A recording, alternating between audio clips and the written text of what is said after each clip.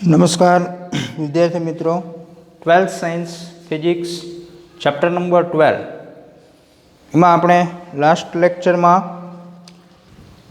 दाखलाओ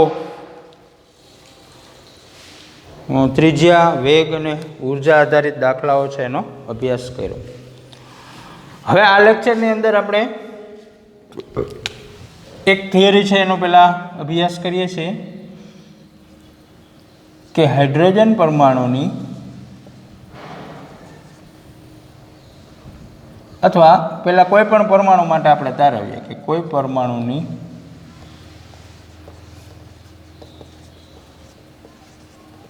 कक्षामांनो electron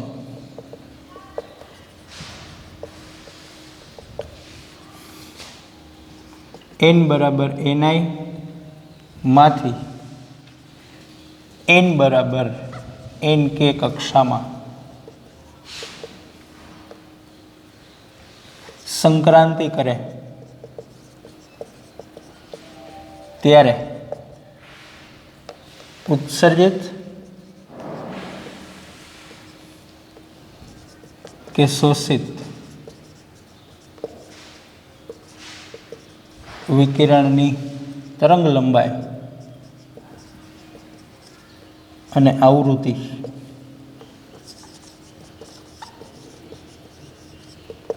सूत्र तारवुं।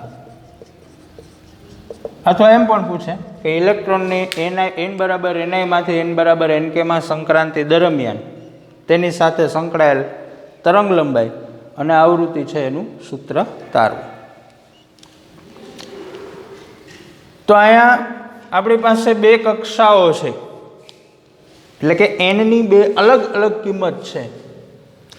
તો સંક્રાંતિ માટે આપણે કીધું હતું કે ભાઈ બોહરના જે અધિતર્કો છે એમાંનો એક અધિતર્ક કોણીય વેગમાનના સંદર્ભમાં એટલે કે પરિભ્રમણને અનુલક્ષીને એ આપણી પાસે અધિતર્ક છે અને બીજો અધિતર્ક છે ઉર્જાના સંદર્ભમાં કે જ્યારે ઇલેક્ટ્રોન છે એક ઉર્જા સ્તરમાંથી બીજા ઉર્જા સ્તરમાં સંક્રાંતિ કરતો હોય त्यारे बंने ऊर्जा स्तरना तफावत जेटली ऊर्जावाळुं विकिरण कां तो शोषण पामे अथवा उत्सर्जन पामे तो जे संक्रांति छे शक्य बने छे।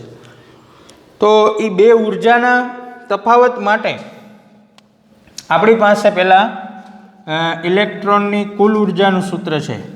कोई परमाणुनी nमी कक्षामां रहेला इलेक्ट्रॉननी कुल ऊर्जा सूत्र है આપણે આવું તારવી ગયા En is equal to -m(e⁴ into z² upon 8 epsilon 0² h² आने कही दे नंबर 1। मित्रों आ सूत्र है આપણે कुल ऊर्जा माटे थियरी जे जोई गया एनी अंदर आपणे आ सूत्र छे तारवेलुं छे। हवे हूँ शुं करूं छुं तो कि अहींया मारी पासे बे कक्षाओ छे n बराबर ni अने n बराबर nk। तो पहेला आमां ज्यां सूत्रमां n आवे छे त्यां ni मूको n बराबर ni कक्षा माटे ऊर्जा एने आपणे कही दઈએ ei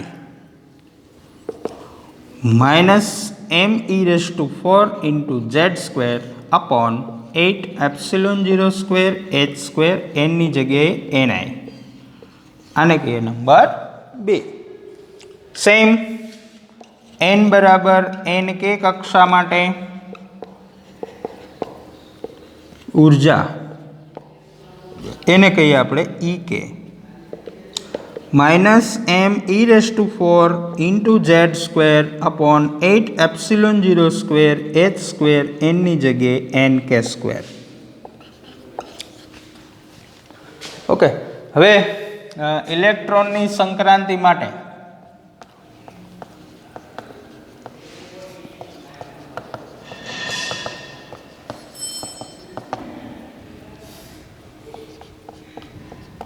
EI माइनस EK बराबर HFIK बोहर अधितर्क સંક્રાંતિ કરવી હોય તો બંને ઉર્જાના તફાવત જેટલી ઉર્જાવાળું વિકિરણ ઉત્સર્જાવજો. કેમાંથી કરવી? તો કે એનઆઈમાંથી એનકેમાં કરવી. તો ઈઆઈ માઇનસ ઈકેનો તફાવત છે આપણે ચેક કરવાનો. હવે આપણી પાસે ઈઆઈ અને ઈકેની કિંમતો છે એ અહીંયા પહેલાં આની જગ્યાએ મૂકી દઈએ. ઈઆઈની કિંમત અહીંયા આપણે બનાવી m(4) into z² -m(4) into z² upon 8 epsilon 0² h² ni² minus ઈકેની કિંમત પણ છે આપણી પાસે -m(4) into z² 8 epsilon 0² h² nk². ક્યાંથી લખ્યું આપણે? તો કે પરિણામ 2 અને 3 પરથી.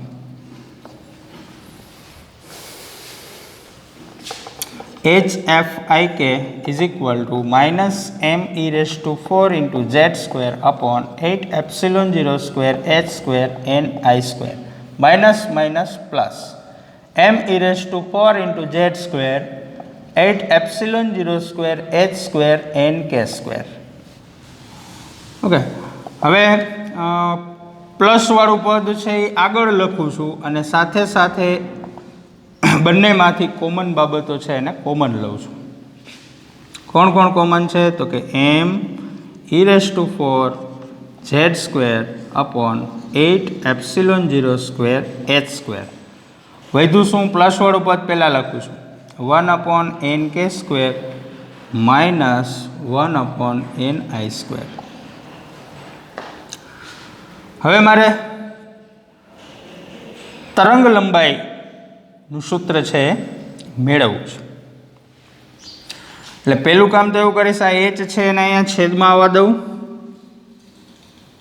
h છે એને છેદમાં આવવા દઉં એટલે પહેલાં જ મને જો આવૃત્તિનું સૂત્ર છે અહીંયા મળી ગયું.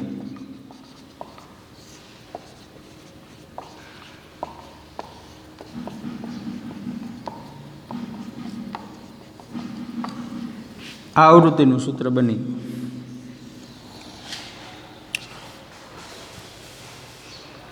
પરિણામ નંબર 4 એને આપી દઈએ. હવે તરંગ લંબાઈ માટે શું કરીએ? તો કે F બરાબર c/λ આવું સૂત્ર છે. તો FIK ની જગ્યાએ લખીએ λIK m(4) z² 8 epsilon 0² h³ upon 1/nk² minus 1/ni². c છે અને અહીંયા ગુણાકારમાં છે, અહીંયા છેદમાં આવવા દો એટલે વધ્યું શું? 1/λIK is equal to m(4) into z² 8 epsilon 0² h³ into c into bracket 1/nk² minus 1/ni². આ થયું તરંગ લંબાઈનું સૂત્ર. હવે મારે આ સૂત્ર છે એને હાઇડ્રોજન પરમાણુ માટે લખવું છે. હાઇડ્રોજન પરમાણુ માટે Z is equal to 1. તો સૂત્ર શું બની જશે? 1/λIK m(4) 8 epsilon 0² h³ into c 1/nk² minus 1/ni². Hydrogen પરમાણુ માટે સૂત્ર બની ગયું. હવે આમાં જે અચળાંકો આવે છે m(4) upon 8 epsilon 0² h³ into c, આની કિંમત કેલ્ક્યુલેટરની અંદર તમે ચેક કરી શકશો. આની કિંમત છે કેલ્સીની અંદર મૂકી અને તમે સાદુરૂપ આપવા જશો તો એ કિંમત લગભગ રીડબર્ગ અચળાંક જેટલી મળે છે. એટલે આ સૂત્રમાં આની જગ્યાએ રીડબર્ગ અચળાંક મૂકવામાં આવ્યા અચળ પદોની જગ્યાએ. તો સૂત્ર છે એ આપણી પાસે આવું તૈયાર થયું.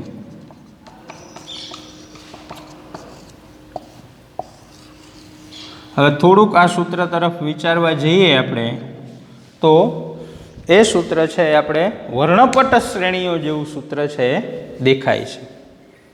વર્ણપટ શ્રેણીઓનું જે આપણે સૂત્ર બનાવ્યું હતું એના જેવું સૂત્ર છે એ આપણે દેખાય છે. પહેલાં અહીંયા સુધીનો આપણે અભ્યાસ કરીએ, પછી આ સૂત્રમાં શું શું યાદ રાખવું એની આપણે વાત કરીએ. પ્રશ્ન માની લો કે આપણે એવું પૂછાણો કે કોઈ પણ પરમાણુની કક્ષામાંનો ઇલેક્ટ્રોન એનઆઈ માંથી એન કે કક્ષામાં સંક્રાંતિ કરે ત્યારે ઉત્સર્જિત કે શોષિત વિકિરણની તરંગ લંબાઈ અને આવૃત્તિનું સૂત્ર તારો. તો સંક્રાંતિ માટે આપણી પાસે અધિતર્ક બોહરનો છે ઉર્જાના સંદર્ભમાં, કે જે બે ઉર્જા સ્તરો વચ્ચે સંક્રાંતિ થતી હોય એ બે ઉર્જા સ્તરોના તફાવત જેટલી ઉર્જાવાળું વિકિરણ કાં તો શોષાવવું જોઈએ અથવા ઉત્સર્જન પામવું જોઈએ, તો જ એ સંક્રાંતિ શક્ય બને છે. તો આપણે પહેલાં તો ઉર્જાની જરૂર પડશે સંક્રાંતિ માટે, એટલે આપણે ઉર્જાનું સૂત્ર લખ્યું. કોઈ પરમાણુની એનમી કક્ષામાં રહેલા ઇલેક્ટ્રોનની કુલ ઉર્જા. કુલ ઉર્જાનું સૂત્ર છે આપણે તારવી ગયા હતા. En equals to -m e⁴ z²/8ε02h²n². એને આપણે નંબર 1 આપ્યો. હવે મારે કરવાનું શું હતું તો કે જે બે ઉર્જા સ્તરો વચ્ચે સંક્રાંતિ થાય છે એ બે ઉર્જા સ્તરોની ઉર્જા મારી પાસે હોવી જોઈએ. એટલે મેં n બરાબર ni માટે ઉર્જા ગણી. તો ઉર્જાના સૂત્રમાં એટલે કે પહેલા સમીકરણમાં જ્યાં n આવતો હતો ત્યાં મારે ni લખવાનો થયો. એટલે મને પરિણામ 2 મારી પાસે તૈયાર થયું. ei equals to -me⁴z²/8ε02h²n². Same procedure n બરાબર n કે કક્ષા માટે ઉર્જા ગણી આપણે. જ્યાં n આવતો હતો ત્યાં nk લખ્યો અને ઉર્જા છે એ મળી આપણે ek ઇક્વલ્સ ટુ -m⁴z²/8ε02h²n². હવે સંક્રાંતિ માટે હમણાં કીધું કે બોહર અધિતર્ક મુજબ જે બે ઉર્જા સ્તરો વચ્ચે સંક્રાંતિ થાય છે એ બે ઉર્જા સ્તરોની ઉર્જાનો તફાવત જેટલા મૂલ્યની ઉર્જાવાળું વિકિરણ શોષણ પામશે અથવા ઉત્સર્જન પામશે. તો આપણે સૂત્ર બનાવ્યું ei ek. કેમ? તો કે ni માંથી nk માં સંક્રાંતિ થાય છે એટલા માટે. એમાંથી ei અને ek છે એની આપણે કિંમતો મૂકી છે. એમાંથી જેટલું કોમન નીકળતું હતું એટલું કોમન કાઢેલું છે, પ્લસ વાળું પદ આગળ લીધેલું છે. એટલે સૂત્ર આપણે મળ્યું hfik is equal to m⁴z²/8ε02h²1/nk² -1/ni². એક આવૃત્તિનું સૂત્ર આપણે બનાવવાનું હતું, એટલે આવૃત્તિને fik ના સૂત્રનું કરતા બનાવ્યું. એટલે આવૃત્તિનું સમીકરણ 4 તૈયાર થયું આપણી પાસે. fik equals to m⁴z²/8ε02h³ (1/nk² -1/ni²). હવે મારે તરંગ લંબાઈ બનાવી હતી, તો આવૃત્તિ અને તરંગ લંબાઈ વચ્ચેનો સંબંધ છે એનો આપણે ઉપયોગ કર્યો કે f બરાબર c/λ. તો જ્યાં fik લખેલું હતું ત્યાં c/λ પરથી c/λik એવું આપણે લખ્યું. એમાંથી c છે એને ગુણાકારમાં તો સામેની બાજુ ભાગાકારમાં મોકલી અને 1/λik છે એનું સૂત્ર તૈયાર કર્યું number 5માં. m⁴z²/8ε02h³ into bracket 1/nk² -1/ni². પછી આ સૂત્ર છે મારે હાઇડ્રોજન પરમાણુ માટે લખવું હોય તો હાઇડ્રોજન પરમાણુનો પરમાણુ ક્રમાંક આપણે ખ્યાલ છે 1 છે, તો ઝેડની જગ્યાએ 1 મૂકો એટલે હાઇડ્રોજન માટે સૂત્ર તૈયાર થયું 1/λik is equal to m⁴1/nk² -1/ni²/8ε02h³ એમાંથી જે અચળાંકો છે m⁴, 8, ε0, h, c આ બધાની કિંમતો છે મૂકીએ તો એની કિંમત લગભગ રીડબર્ગ અચળાંક જેટલી એટલે 1.097 ની આસપાસ મળે છે. એટલે એની જગ્યાએ જો રીડબર્ગ અચળાંક મૂકવામાં આવે તો આપણી પાસે સૂત્ર તૈયાર થાય 1/λik is equal to r 1/nk² -1/ni². તો જો આ સૂત્ર છે એનું જ્યારે ઉપયોગ કરતા હોય ત્યારે કઈ બાબતનો તમારે ખ્યાલ રાખવો પડે, તો કે આ સૂત્રની અંદર રકમ એવી આપેલી હોય, ધારો કે તમને એમ કીધું n બરાબર 3 માંથી n બરાબર 4 માં સંક્રાંતિ કરે છે, n બરાબર 3 માંથી n બરાબર 4 માં સંક્રાંતિ કરે છે. તો જો અહીંયા રકમ કઈ રીતના આપેલી છે, n બરાબર ni માંથી n બરાબર nk માં, તો n બરાબર 3 માંથી n બરાબર 4 માં, 3 માંથી 4 માં. તો પેલા જે આપેલું છે કક્ષાનો નંબર, એ કક્ષાનો નંબર જેમાં ઇલેક્ટ્રોન છે એ આપેલો છે, માંથી એટલે કે 3 માંથી 4 માં, 4 માં સંક્રાંતિ કરીને આવે છે, એટલે એન કે છે એ જ્યાં સંક્રાંતિ કરીને આવે છે એ કક્ષાનો નંબર છે. એટલે રકમમાં પહેલા આપેલું હોય શું, એનઆઈ, સૂત્રમાં પહેલા કોણ આવે છે, એન કે. એટલે એ ખ્યાલ રાખવો પડે કે ભૂલમાં આપણે આડાઅવળી કિંમત છે ના લઈ લઈએ, નહીતર થશે શું, તો કે તમારામાં જે કિરણ ઉત્સર્જન પામવું જોઈએ એ શોષણ પામશે, અને જે કિરણ શોષણ પામવું જોઈએ એ ઉત્સર્જન પામશે. એટલે કિંમત મૂકતી વખતે ખ્યાલ રાખવાનો છે, એનઆઈ છે એ શું છે, તો કે જે કક્ષામાં પહેલા ઇલેક્ટ્રોન હતો એ કક્ષાનો નંબર. એન કે શું છે, તો કે સંક્રાંતિ કરીને જે કક્ષામાં આવે છે એ કક્ષાનો નંબર છે. બરાબર. તો જે શ્રેણીનું સૂત્ર હતું વર્ણપટ શ્રેણીઓ હાઇડ્રોજનની, એમાં એન કેની જગ્યાએ શ્રેણીનો નંબર હતો, એનઆઈની જગ્યાએ રેખાનો નંબર હતો. એટલે સૂત્ર આમ જોવા જઈએ તો સમાનતા ધરાવતા સૂત્રો છે એ આપણે દેખાય. તો આ થયું તરંગ લંબાઈ અને આવૃત્તિ છે એનું સૂત્ર તૈયાર થયું. હવે એક દાખલો છે આના જેવો જોઈએ આપણે.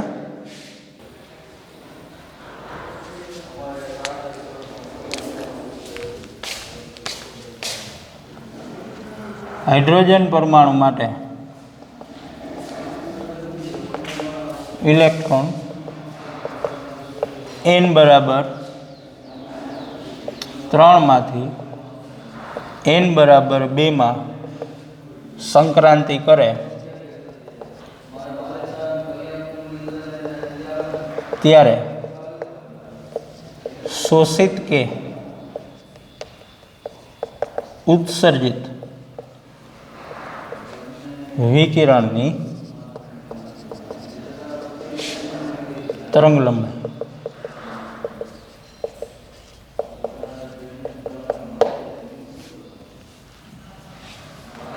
n બરાબર 3 માંથી n બરાબર 2 માં સંક્રાંતિ કરીને આવે છે.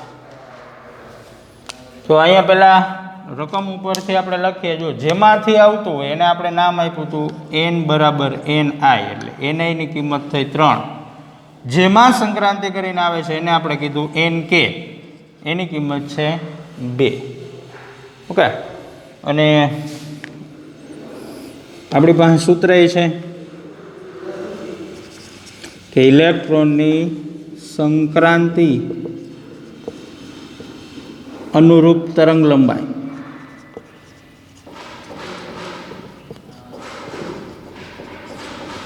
સૂત્ર આપણે આવું લખ્યું હતું, 1/λIk r into bracket 1/nk² minus 1/ni².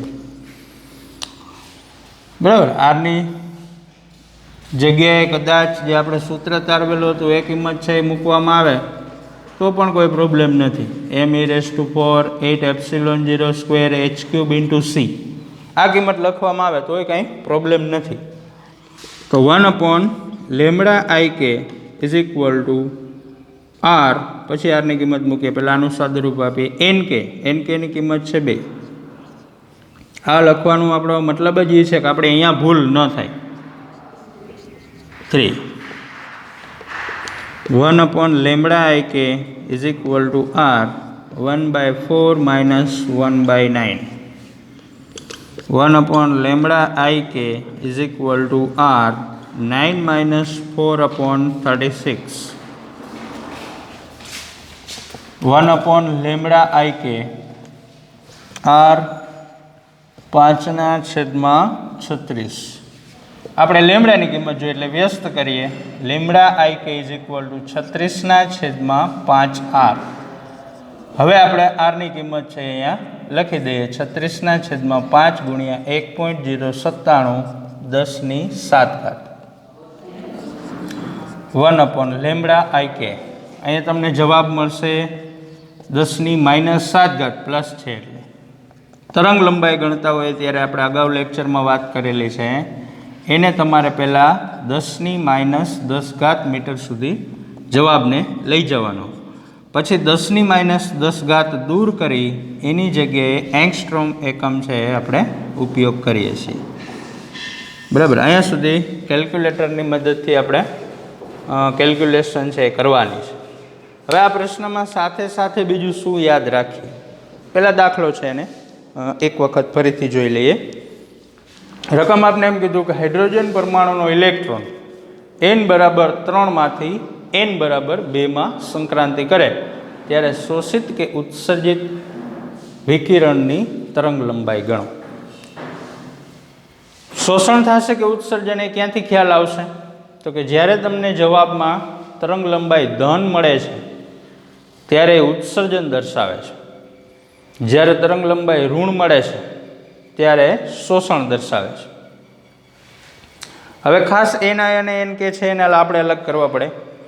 Ni જ્યાંથી સંક્રાંતિ કરે છે એટલે કે સંક્રાંતિ પહેલાંની કક્ષા છે, અને એન કે છે સંક્રાંતિ કરીને જે કક્ષામાં ઇલેક્ટ્રોન દાખલ થાય છે, સંક્રાંતિ કરે છે, એ કક્ષાનો નંબર લખવાનો થાય.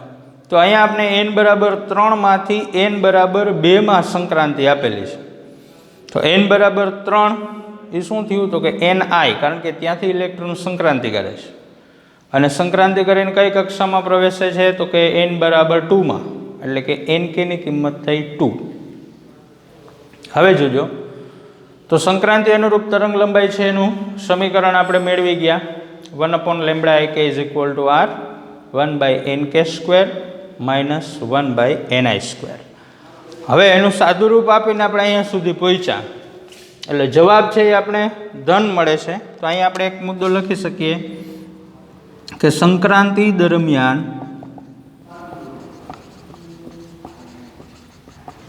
ઉત્સર્જિત વિકિરણની તરંગ લંબાઈ અહીંયા જે મળ્યો જવાબ એ તમારે લખવાનો થાય.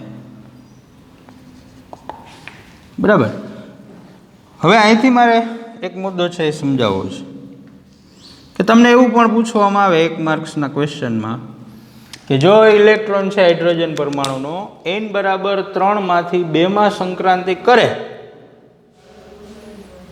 તો મળતું વિકિરણ અથવા ઉત્સર્જન કે શોષણ પામતું વિકિરણ વિદ્યુત ચુંબકીય વર્ણપટના કયા વિભાગમાં મળે, અથવા એમ કે વર્ણપટની કઈ શ્રેણીમાં તમને જોવા મળે, હાઇડ્રોજન વર્ણપટની કઈ શ્રેણીમાં જોવા મળે. તો અહીંયા આ સૂત્રના આધારે તમે એક સ્ટેપ કરીને આ સૂત્ર સુધી પહોંચો એટલે તમે જવાબ આપી શકો. જો એમની જગ્યાએ 2 છે, 2 એટલે બીજા નંબરની શ્રેણી. કઈ શ્રેણી? બામર શ્રેણી. 2 પછીનો તરત નંબર છે, તરત પછીનો નંબર એટલે પહેલી રેખા, પ્રથમ રેખા, બામર શ્રેણીની પ્રથમ રેખા. બામર શ્રેણી કયા વિભાગમાં પડે છે? તો કે દૃશ્ય વિભાગમાં. તો તમે 4 ઓપ્શનમાંનો જો વિદ્યુત ચુંબકીય વર્ણપટનો વિભાગ હોય તો દૃશ્ય વિભાગ પસંદ કરવાનો થાય, અને શ્રેણીનું નામ પસંદ કરવાનું હોય તો બામર શ્રેણીની આલ્ફા રેખા, પ્રથમ રેખા મતલબ આલ્ફા રેખા. બરાબર, તો આ જ રીતે આ ઉત્સર્જનનું ઉદાહરણ થયું. એવું એક આપણે શોષણનું ઉદાહરણ પણ લઈ શકીએ. તમને માની લો કે અહીંથી જ ક્વેશ્ચન છે એને હું ચેન્જ કરી દઉં. શોષણ માટેનું મારે ઉદાહરણ આપવું હોય તો હું ચેન્જ કરી દઉં કે વધુ ઉર્જાવાળી કક્ષા છે એમાંથી ઓછી ઉર્જાવાળી કક્ષાની સંક્રાંતિ અથવા ઓછી ઉર્જાવાળી કક્ષામાંથી વધુ ઉર્જાવાળી કક્ષામાં સંક્રાંતિ થતી હોય ત્યારે તમારે શોષણ કે ઉત્સર્જન એ છે જનરલ નક્કી કરવાનું થતું હોય. અહીંયા નંબર છે એ આપણે બદલી દઈએ છીએ. 1 માંથી 4 માં સંક્રાંતિ કરે છે. 1 માંથી 4 માં સંક્રાંતિ કરે છે. તો અહીંયા પહેલાં આપણે 1 માંથી એટલે ni ની કિંમત થઈ 1, 4 માં એટલે nk ની કિંમત થઈ 4. તો ઇલેક્ટ્રોનની સંક્રાંતિ અનુરૂપ તરંગ લંબાઈ સૂત્ર આપણી પાસે 1/λIk = r into bracket nk²/ni². હવે આની અંદર પહેલાં આપણે સાદુરૂપ આપીને પછી બધી કિંમતો લખીએ. nk ની જગ્યાએ 4, ni ની જગ્યાએ 1.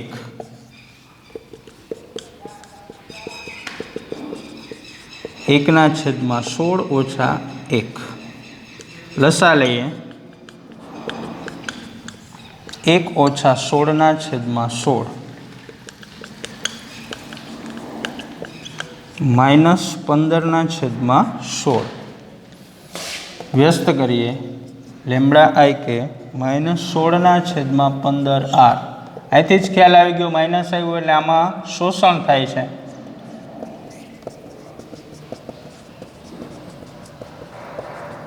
પહેલો જવાબ છે એ તમને -7 સ્વરૂપમાં મળશે.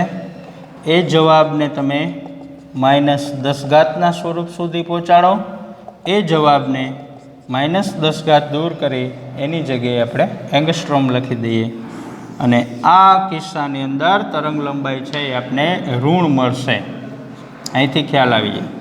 ઋણ મળશે એટલે આપણે નીચેની લાઈન શું લખી શકીએ? આપેલ સંક્રાંતિ માટે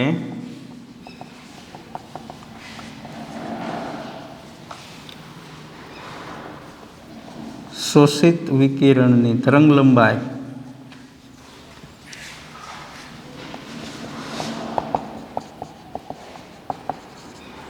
માઇનસ જે તમને આન્સર મળે છે એટલા એંગસ્ટ્રોમ છે.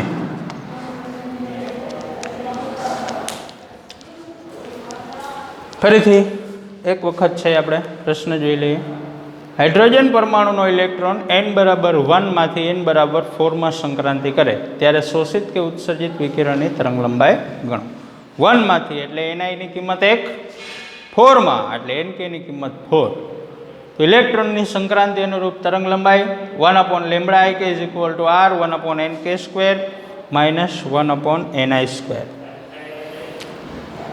nk અને ni ની કિંમત મૂકતા આપણે સાદુરૂપ λIk સુધી પહોંચ્યા -16/15r. માઇનસ આવ્યું એટલે ત્યાંથી જ આપણે ખ્યાલ આવી ગયો કે આની અંદર વિકિરણનું શોષણ થાય છે. તો શોષણ અનુરૂપ તરંગ લંબાઈ સૂત્રની અંદર કિંમત મૂકતા જે જવાબ મળે છે એને આપણે પહેલાં તો 10⁻10 સ્વરૂપ સુધી પહોંચાડી -10 મીટર દૂર કરી એની જગ્યાએ એંગસ્ટ્રોમ મૂકવાનું છે. અને છેલ્લી લાઈનમાં ઋણ જવાબના કારણે આપણે લખવાનું થાય શું? આપેલ સંક્રાંતિ માટે શોષિત વિકિરણની તરંગ લંબાઈ એટલા એંગસ્ટ્રોમ છે. આજે મિત્રો આપણે સંક્રાંતિ અનુરૂપ તરંગ લંબાઈ અને આવૃત્તિનું સૂત્ર અને એને અનુરૂપ 2 દાખલાઓ છે એનો આપણે અભ્યાસ કર્યો. એક દાખલો એવો હતો જેમાં વિકિરણ છે ઉત્સર્જિત થતું હતું અને બીજો દાખલો એવો હતો કે જેની અંદર વિકિરણ છે એનું શોષણ થાય છે. તો આ બધી બાબતો છે એને આપણે સેટ નોટમાં નોંધ કરવાની છે. તેમજ સેટ નોટમાં નોંધ થઈ ગયા પછી હોમવર્ક સ્વરૂપે એક વખત મોઢે લખવાનો પ્રયત્ન કરવાનો છે. આ લેક્ચરમાં અહીંયા સુધી રાખીએ. Thank you.